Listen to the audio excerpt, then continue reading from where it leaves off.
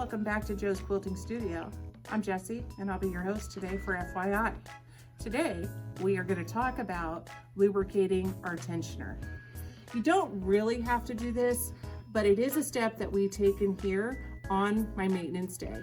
Sometimes it can get a little dry, especially if you have really linty thread, and you'll hear almost like a mouse, in your machine. You're like, what's that squeak? What's that squeak?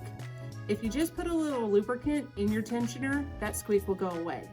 The other thing it helps with is if you're shredding a lot of thread, right? You can put a couple of drops in there and it usually will help with the problem. We use Sewer's Aid. You can see my bottle is really worn. It's a water-based lubricant. It's not going to get on anything, but for safety, you do want to make sure that your machine is off your quilt, because if you have a heavy hand, you could drop this on there.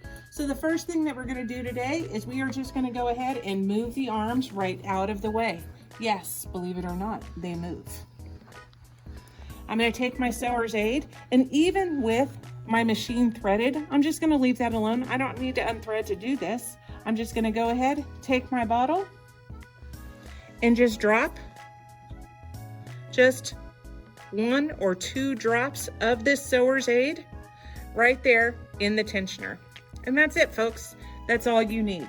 That'll help keep that squeak away and hopefully help lubricate that thread as it's going through.